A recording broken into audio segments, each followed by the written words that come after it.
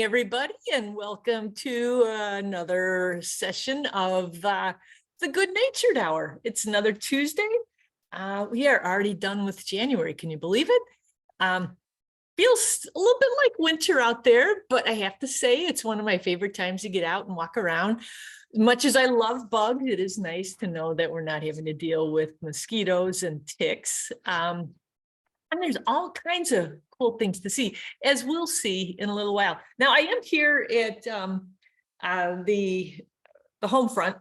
I opted to not have a fire tonight because honestly, I was out today. I had so many layers on that when I got home, I just needed to cool off a little. So rather than having the fireplace on and overheating or possibly falling asleep because I get too warm, because I am only awake-ish tonight, but we'd Zoom from the living room. So I thought we'd start out. So today I spoke to the St. Charles Kiwanis Club, which I tell you, our local service clubs, a couple of them have really seen a resurgence in membership post-COVID. Interestingly, like Kiwanis, Rotary, those types of groups, a lot of times they are joined by local business people who are hoping to network and grow their business as they grow the community. Well, a lot of people that have joined in Kiwanis recently are retirees, and ditto for breakfast Rotary, people that have more time on their hands looking to still to make a difference where they live. So as part of the talk at Kiwanis, I got some of that footage that we've talked about before, some of the trail cam footage that was taken over at Delnor Woods over the last month or so. I wanted to show you a couple things from that. One, I think we might have seen the beaver footage, but there's some other things too. Hold on. I got to rescue a dog here.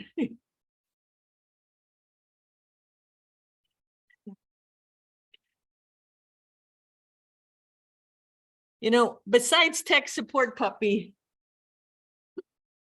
I live with a couple of senior dogs, or maybe they say they live with a senior lady. I don't know, but old Joe here, he's the number one. He's been with me since he was born on October 1st of 2008. I actually caught him when he was born from the dog that we found out in Montana.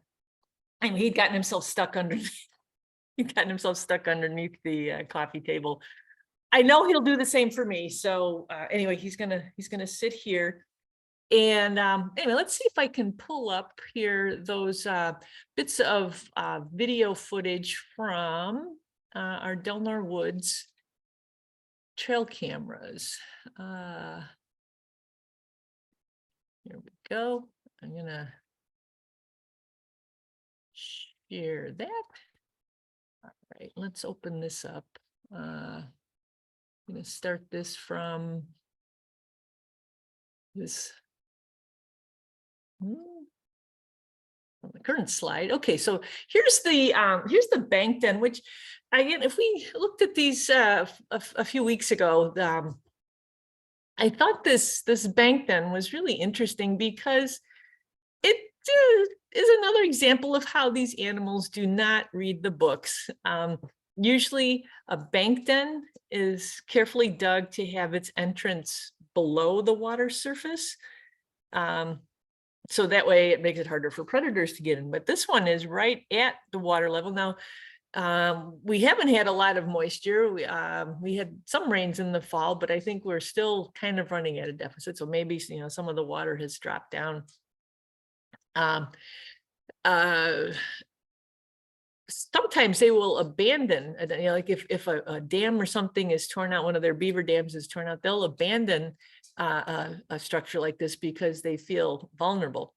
Anyway, for what it's worth, it was there on the side of the pond. This was in early December. This particular clip was at 3:49 in the afternoon.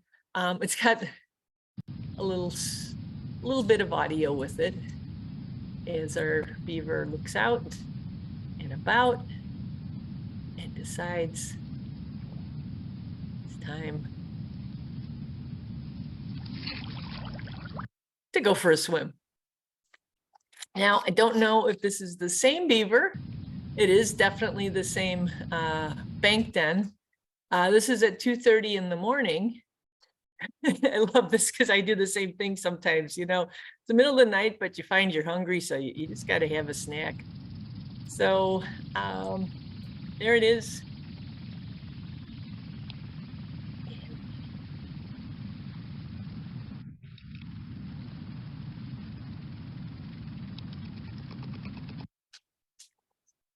A little bit of munching going on there as well. But the reason I wanted to share these clips is not so much the beavers, which of course are fascinating, and that's why we had the cameras out to see what was up with them, but to see what else visits this area.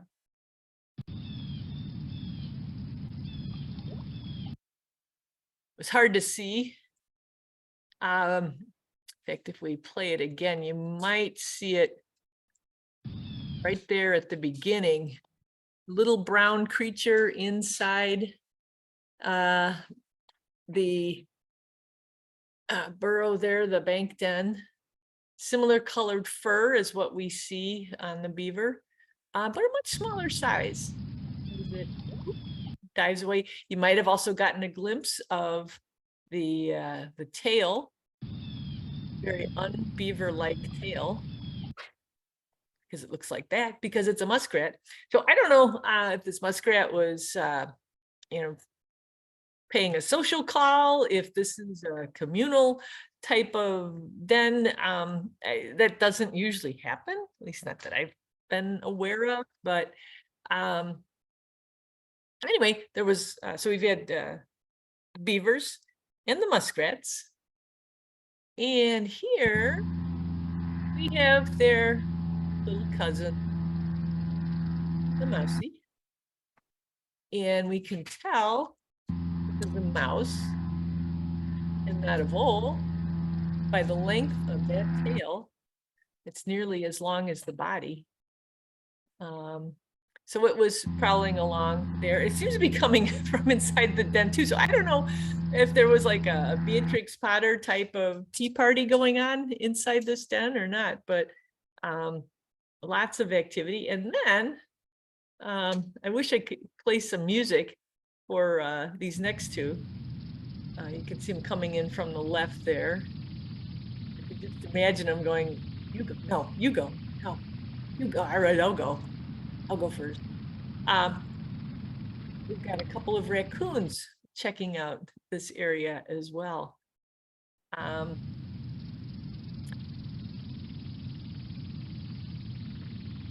Our other cameras that we had in another area of the park also showed some opossums, squirrels, of course, Delmore Woods, and also feral cats. We've got a pretty decent number of cats that come roaming through the park, usually in the overnight hours. These raccoons, you can see the timestamp down there at the bottom. This was December 6th. It was 3:51 in the morning, which is kind of prime time for their nocturnal wanderings. But like I said, I had this out today to show the Kiwanians and encourage them to go visit. I think Delmore Woods is just such a wonderful, well, it's a community park. It's got paved trails, so it's very accessible, but there's also a lot of nature there too. You know what? The Kiwanians gave me a gift. So I had to laugh. You know, I've always suspected that I work for peanuts, and now I know for sure. There it is. If you'd like some, let me know. There's, I think they said there's 28 individually wrapped packages in here. Anyway, so the other thing that happened this week, and something that I found a little, it really kind of shook me at first, and I think it's because I'd formed a little bit of an addiction. My phone broke.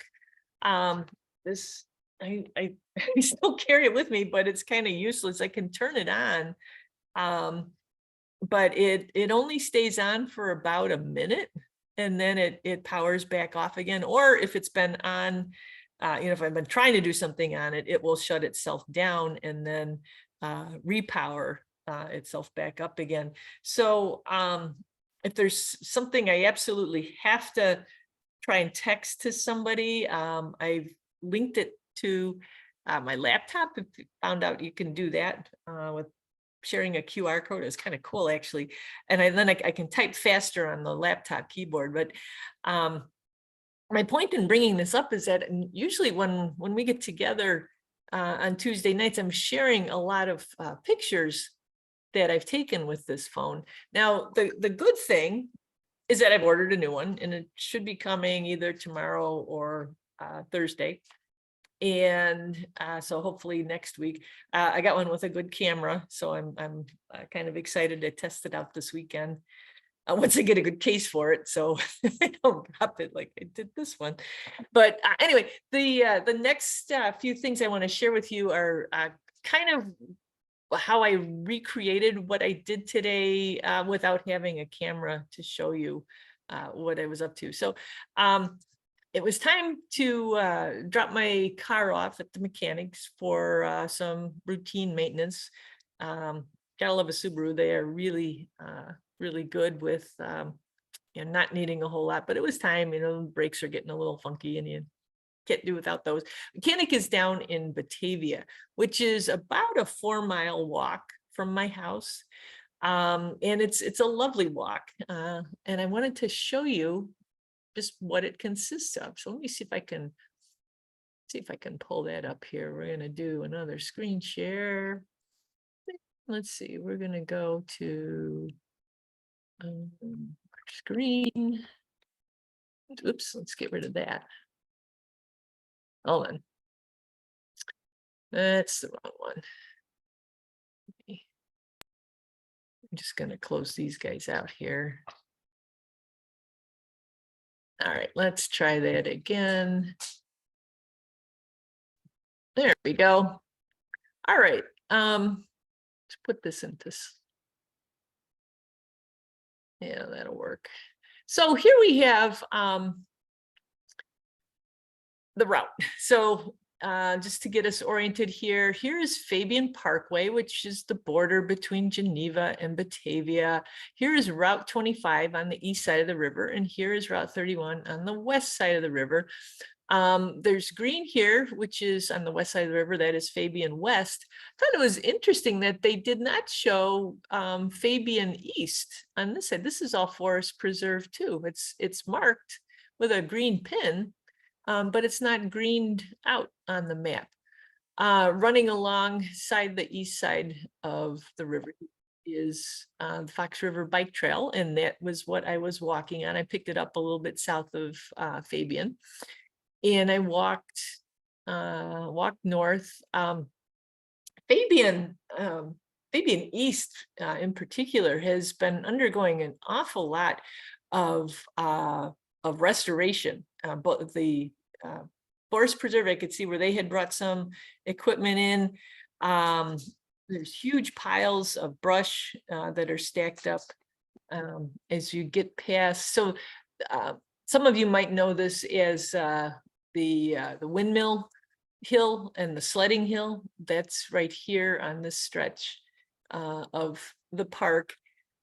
As you pass the windmill, the sled hill, between the bike trail and the river, there's a lot of brush that's been removed.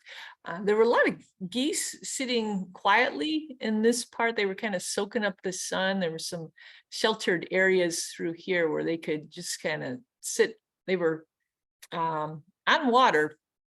It wasn't frozen through this stretch. They were in the water, but they were just kind of sitting quietly. And I couldn't get over. Now, this is not a picture I took. This was an image grab I found online.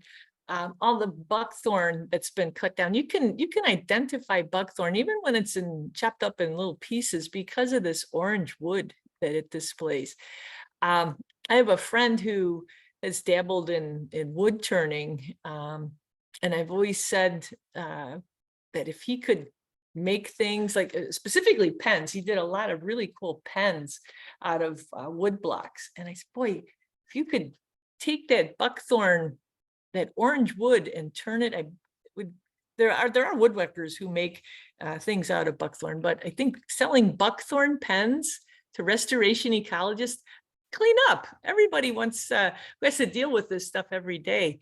I think they would love to be writing with the dead body of a plant that has overtaken so much of our woods. Now, the restoration work, just as a reminder, the reason we do it is to get rid of the shrubby undergrowth that blocks the sunlight, that prevents the regeneration of the trees that form the canopy. In this area, it's mostly oaks. There's some hickories too. Several other trees too, as we get closer to the river, trees that like water. But getting these invasive shrubs out like that really help the sunlight to be able to come down and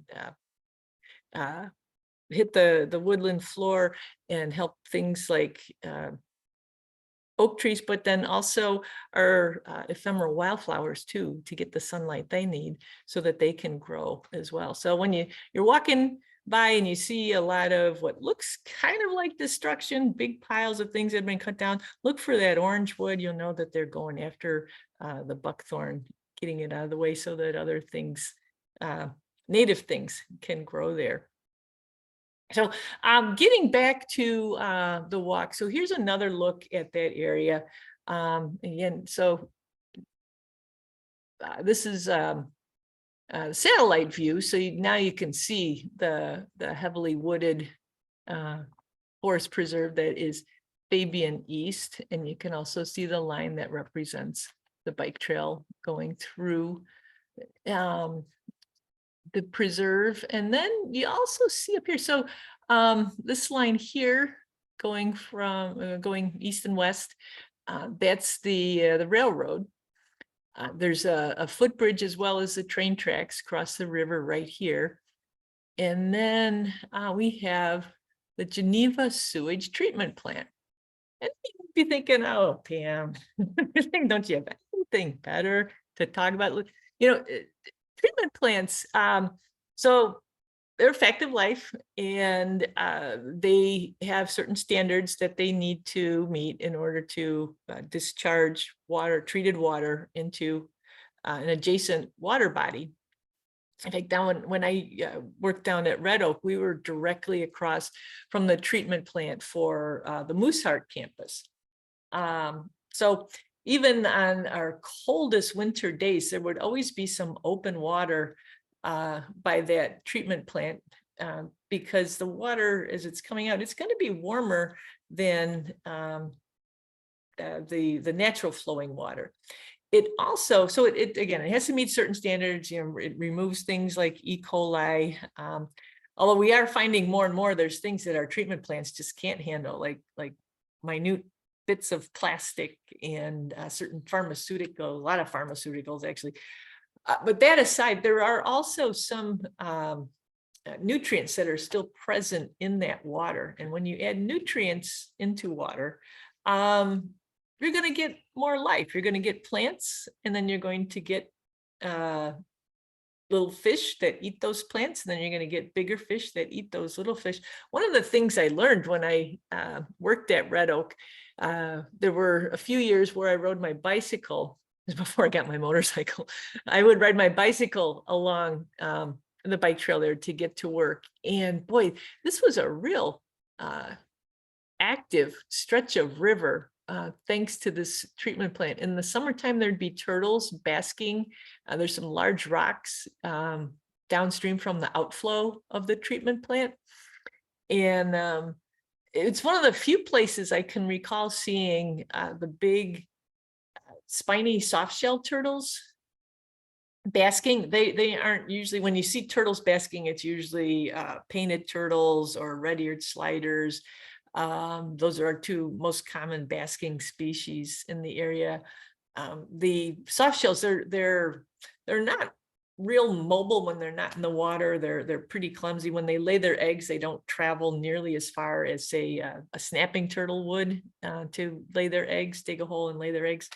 So to see them up and out of the water on the rocks by the treatment plant, that was always kind of a thrill in the summertime. Well, what I learned today is that it is just as busy in the wintertime. Here's a closer view of the area that we're talking about. So again, we're south or downstream just a little bit from the railroad bridge. There's the treatment plant on the right. Unfortunately, I didn't have my phone to take pictures, but there were hundreds, I would say hundreds of geese. Now, remember the geese I saw downstream, I think they were maybe sleeping because their crops were full. Whereas the geese that were up here were actively feeding. It was really noisy. I heard geese, Canada geese described not too long ago as loquacious, and boy, oh, were these guys. They were just jibber jabbering all along. There were also a fair amount of mallard ducks, both males and females, feeding. I didn't really see any hints of any sorts of mating behaviors yet. I think we're a little early for those species to be thinking about that. But everybody was kind of congregating in flocks. Once you start to see the animals pairing off, then you know that the breeding season is at its start. But so these were just groups, dozens of ducks. I would say 100, maybe 150, 200 Canada geese, and noisy. They were feeding, splashing, conditioning their feathers, doing all the things that waterfowl do when they're in the water. But I had a chance to play my game that I like to do whenever I see a big flock of birds, and that is one of these things is not like the others. See if you can find it. And it sometimes it's just when it's a really homogeneous flock of geese, I try to find some that are banded and some that aren't. But sometimes you'll see snow geese, a couple of snow geese mixed in with a flock of Canada geese. A swan or two sometimes will be in with a flock, because again, a flock, there's safety in numbers, and those, even though they're not the same species, they're close enough. If there was some sort of a warning that a predator or something, that they would need to get out of the way of there would be so many eyes, they would hear the warning honks or the warning quacks, and everybody would get the message, even if they aren't of that species. So I was looking at the geese, I was looking at the ducks, and what did I see? Now, remember, this is not my picture. I would never be able to get something this clear, but I saw a ringneck duck, just a single ringneck duck mixed in with all of the mallards and the Canada geese. And it was pretty cool. He was splashing around. I always get a kick out of the way the angle of their head, that kind of peak that they have. Very jaunty look to these ducks. And I looked around for others. Now, other spots along the Fox River, we are seeing pretty large groups of goldeneyes, of common mergansers, the ringneck ducks, the greater and lesser scalps, ruddy ducks, redheads. We're going to start seeing an increase in the diversity of ducks as we get into the very early, the waterfowl migration, which happens as we get towards the end of February. So it could be that area will heat up even more in terms of different things to see. But if you're local and you want to go check it out, there's certainly a lot going on. The reason I like walking that path too is that it goes underneath Fabian, it goes underneath Route 38. You can really go a long ways without having to encounter any traffic. Something else, and I don't know if any of you know who or what does this, but I got on that trail a little bit south of Fabian, near that what used to be called Riverview Banquets, Riverside Banquets. I get the names mixed up. Now it's called Enticing Cuisine. It's south of Fabian on Route 25. Well, there's somebody has plowed. And it almost looked like maybe some sort of a plow on a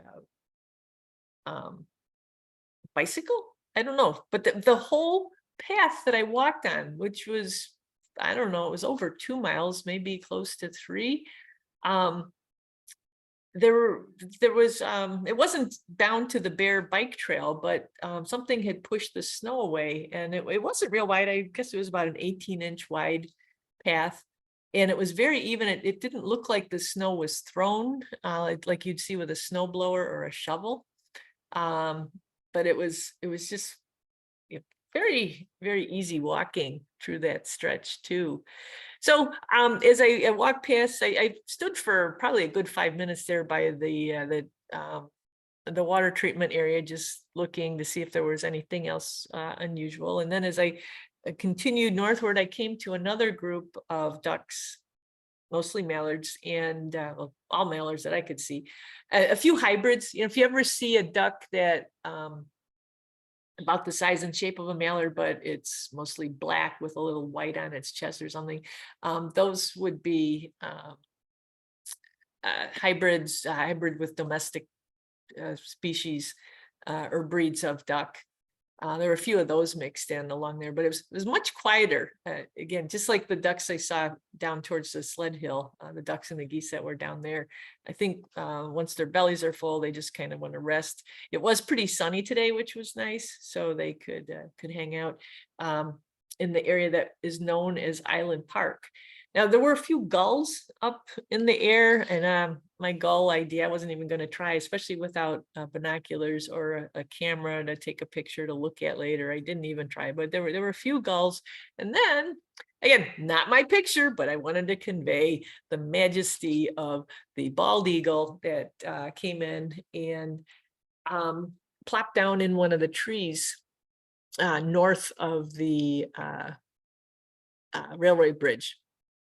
So that was pretty exciting.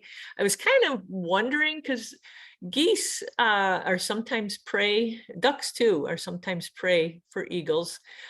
This bird, though, didn't really seem to be in feeding mode, and it didn't rattle any of the waterfowl. Sometimes if they're sensing that they're about to get eaten, they will sound the alarm and they'll take off. And none of the ducks reacted, none of the geese reacted, and the eagle didn't react either. He just sort of sat there in the tree watching the activity down below. So could be that he or she couldn't tell from the distance I was at if it was bigger. So a bigger eagle, female, the smaller ones are the males. It's kind of hard to judge the distance or the size from a distance, and if there's not another eagle next to it to compare to. Anyway, the eagle landed, and I continued my way north. So it's a neat stretch. It's something you might want to check out. And again, if anyone knows who's plowing or how they're plowing it, because it was a long distance, it was miles that the path was semi-cleared, and it made for a really pleasant walk on a chilly but sunny day. I was actually quite warm by the time I got home. Now, we're going to switch gears. We're going to go to the mailbag here. This was from, this photo is in response to the column I wrote last week that I believe we talked about the what we've had going on here in St. Charles with the wasp nests. Now, this is the work of an insect that's called a bald-faced hornet, but it's not a true hornet. True hornets do not live around here. What we have is the bald-faced hornet, which is a type of paper wasp. I think it got the common name hornet because it's chubby, it's bulkier than what we see with a lot of our other types of paper wasps. Well, just to recap the city of St. Charles was accepting requests from residents who wanted hornets nests cut down from their parkway trees. And we're now going to have thanks to the efforts of the city's Natural Resources Commission, we're going to have city staff have some talking points to share with residents, because these nests are actually they're pretty helpful to have around. The fear is that they're going to get re-inhabited the following year, and that just doesn't happen in this climate. Maybe in the southeast or the south, where it stays warm during the winter, there might be some continual use, but even then, these things, they don't live. They have an annual life cycle to a colony. But up here, they die as the heavy frosts and the cold temperatures kick in, and then those frozen insects that are inside serve as food for creatures like woodpeckers, like chickadees. In the springtime, there's a couple different birds that look for bald-faced hornet nest material. One is the red-eyed vireo, to weave into their nests. Anyway, so that was the gist of the article. If you see it, leave it there. And I couldn't tell you how excited I was to hear from a reader. This is from a woman in LaSalle County. This is her outside light fixture that the wasps moved into. And, you really get an appreciation for how beautiful these nests are when you can see them up close. So this is formed by worker wasps who go out and they scrape bits of wood from, it might be a fence post or it's untreated, unpainted woods that they look for. A lot of natural woods too, barks and things like that. They chew it up, they mix it up with the enzymes in their saliva, and it actually forms paper. And you can see the different lines here that constitute the paper itself. Sometimes you'll see bits that are darker. Sometimes you'll see like reddish, orangish. It all depends on what the source woods are that they are choosing and chewing to make their nests with. But I was so excited. This woman is a master gardener, and she knows that this is an insect that is beneficial. Let's see if we go back here. Nope, don't look. The worker wasps will harvest insects. They eat a lot of flies, even mosquitoes. That's what they feed the developing larvae. So as this colony is growing, they're helping to cut down on some of the insects that can get a little pesty if they're allowed to overpopulate. So I'm not sure here. At first I was thinking maybe she'd gotten a picture here. This is the entrance to the nest. An active nest will have guards posted there, and they will defend the nest. But this woman said that they lived with it just fine all summer long. They went about their business using the door, and the wasps went about their business using the light fixture, and they lived happily ever after. She did say, though, that she wasn't aware that the frozen larvae and wasps inside could be used as a food source. So she did tear it down once the nest had gone inactive. But she said next year she'll let it go, and she will leave it up all winter. Should they come back here, build a new nest, or build a nest somewhere else on her property. All right, let's see. Kind of got a little glimpse here. This is a picture Kim, I don't know if you're on tonight. This was a picture from Johnson's Mound, the workday that went on there a couple of weeks ago. This was a find on the woodland floor. You know, when we talk about fungi and we talk about their role as decomposers, what we're usually using as our point of reference is the fruiting body of the fungus or the mushroom that appears. But this was a great shot of really the workhorse part of a fungus, the hyphae and the mycelium, the hyphae that make up the mycelium. And this is what exudes the digestive enzymes that break down the plant material that's on the woodland floor. Let's see if we can zoom in here. So I guess it would be analogous to roots if fungi were plants. Plants have roots that help the plant feed, but in this case, it's this is what forms when spores land.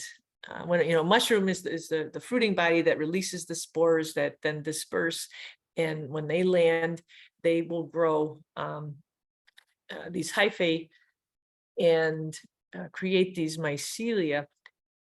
And then when it's time to reproduce, two different ones have to find each other, and then they can produce a fruiting body, a mushroom that will send out spores, and the cycle can continue. But this is what helps break down things like leaves. And here, this is underneath the bark of a branch, slowly turning this wood back into the soil that it came from.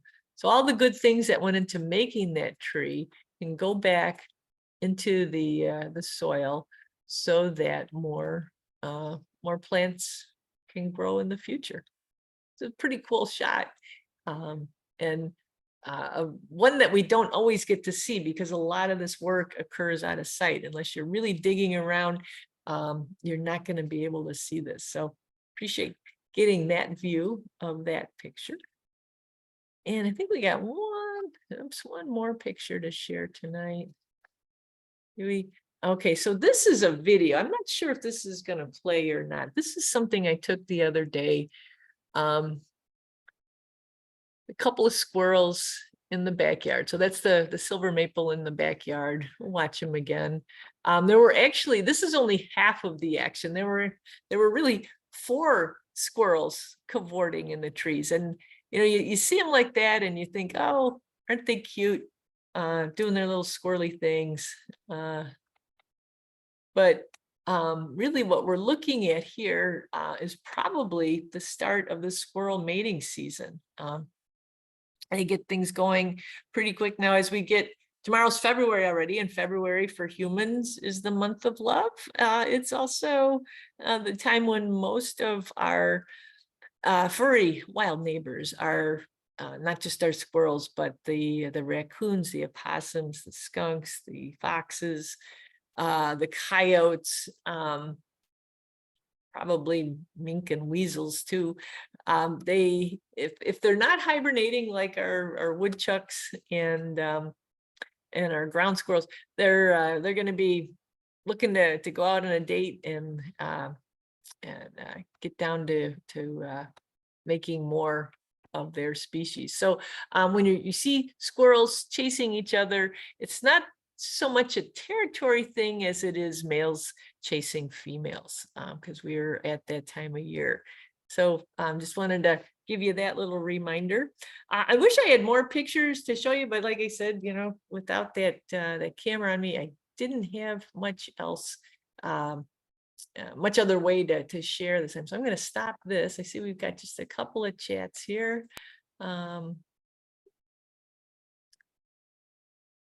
There is a guy with a bike that plows the Fox River Trail. Okay, so it looked like it was, because it was so continuous, and it was just a there's a little pile of snow on either side, and the path itself was just It was over a foot, but it wasn't 2 feet. So, all right, thanks, Sarah. Appreciate that explanation. It was much appreciated, although that trail does get a lot of use. So in the area that wasn't plowed, or that the area that there was the plowed area, that there were actually some slick spots in that where it had melted and had gotten kind of icy. So walking next to the plowed area helped to get around that. I'm still standing and I didn't break anything. I didn't even fall, actually, so that was all good. All right, so Meg said many geese and ducks along the west side of the river from the Illinois to the Prairie Street Bridge. Yes, that's a good point too. And guess what is south of the Prairie Street Bridge? That is the St. Charles water treatment plant. Meg, if you go south of Prairie, let's see, there's the trail doesn't, there's a lot of things going on right now because the lift station for that treatment plant there in St. Charles is being moved. It's repair, needs upgrades, and they couldn't the permits that were needed because that current lift station is now in a floodplain. So new building is being built on the east side of Route 25. So it's a little hard to get around there, but it is another great place to go and see a lot of golden eyes there. Golden eyes are the ducks. They're also known as whistlers because when they take off their black and white duck, they take off their wings, whistle, whistle, whistle, as they fly through the air. Pam, did you say it was warmer there? Is that why they're? It can be, yeah, with the outflow. So where you're saying between Illinois and it's Prairie. north of the water treatment, though. Yes, yeah. So There's not a lot necessarily going into the park. At that stretch, it's probably more the wave action from the dam, which would be another couple North. of Yeah. there. But I know it's not real deep there, so there's a lot of. I know, gosh, the pedestrian bridge that is between Prairie and that's a great spot to stand and watch activity. Oh yes. I always kind of cross my fingers because that is the area where an otter was sighted feeding a few nights. Not 2022, it was 2021, but he hung out there for a few weeks. And people would see him at nighttime. So I always kind of hope that maybe the otter will come back. But yeah, it's a rich stretch. We're lucky to have it. Thank you. Now, folks, that's about all I had for you tonight. Oh, actually, since we're here in the living room, do one other thing. I'm going to show you this painting here, and it's not an original.